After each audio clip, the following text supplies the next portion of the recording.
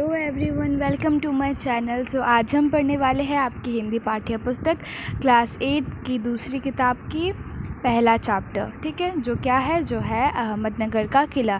तो ये जो किताब है ये इंग्लिश में लिखा गया था, जिसका नाम है डिस्कवरी ऑफ इंडिया। ये किताब जवाहरलाल नेहरू जी द्वारा लिखा गया है। जवाहरलाल नेहरू जी का जन्म 1889 को हुआ था और उनका देहांत 1964 को हुआ। उन्होंने ये जो किताब है ये 1944 को अहमदनगर के किले में अपने 5 महीने के कारावास में लिखा था।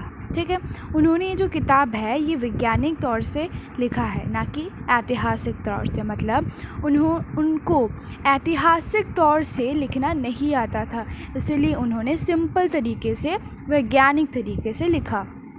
उन्होंने इस किताब को जो ऐतिहासिक दृष्टि से न देखकर वैज्ञानिक दृष्टि से देखकर लिखा। ठीक है, तो हम अभी चैप्टर शुरू करते हैं। अहमदनगर का किला। यह मेरी 9वीं जेल यात्रा थी। हमें यहाँ आए 20 महीने से भी अधिक समय हो चुका था।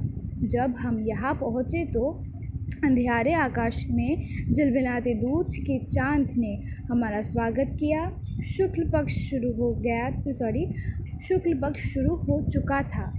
तब से हर बार जब एक नया चांद उगता तो जैसे मुझे याद दिला जाता कि मेरे कारावास के 1 महीना और बीत गया है। चांद मेरे बंदी जीवन का स्थायी सहचर रहा है। वही मुझे इस बात की याद दिलाता है कि अंधकार के बाद उजाला होता है। तो इस जो पैराग्राफ में ये बताया गया है कि ये जवाहरलाल नेहरू जी की 9वीं जेल यात्रा थी। मतलब ये उनकी 9th जेल यात्रा थी। ठीक है, उनके यहाँ आए 20 महीने 20 मंथ्स हो चुके थे, उससे अधिक भी हो चुका था। ठीक है, तो उन्होंने बोला कि जब वे यहाँ आए थे, पहली बार आए थे, तब उनके आकाश में, मतलब एक अंधेरे आकाश में, काले आकाश में एक झिलमिलाता दूध का एक चांद उनका स्वागत कर रहा था। मतलब चांद उनका स्वागत कर रहा था, दूज का चांद। ठीक है, शुक्ल पक्ष शुरू हो चुका था। ठीक है, आपको पता ही होगा शुक्ल पक्ष क्या होता है, कृष्ण पक्ष क्या होता है। तो शुक्ल पक्ष शुरू हो चुका था। तब से हर बार नया चांद उगता तो जैसे मुझे याद दिला जाता कि मेरे कारावास का 1 महीना और बीत गया है। मतलब एक नया चांद उगता, मतलब जब अमावस्या होती, जब कोई चांद होता ही नहीं, मतलब न्यू चांद उगने में आता, मतलब अमावस्या के दिन अंधेरा होता, फिर थोड़ा थोड़ा करके चांद दिखाई देता, तो उसको हम लोग न्यू मून नाइट कहते हैं, अमावस्या के रात को।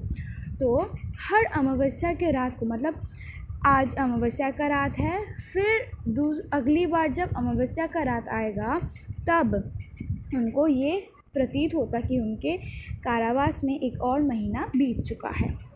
और ये जो चांद है उनके बंदी जीवन में, ये जो वो कारावास में बंदी रहते हैं, इनके बंदी जीवन का एक सहचर बन चुका था।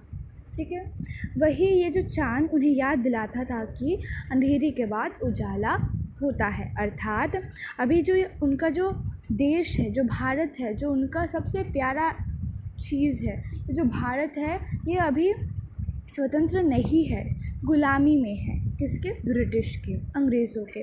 लेकिन ये अंधकार के बाद भी उजाला आता है, अर्थात इस गुलामी के बाद भी उन्हें स्वतंत्रता ज़रूर मिलेगी। ठीक है, ये देखिए अहमदनगर का किला। ओके।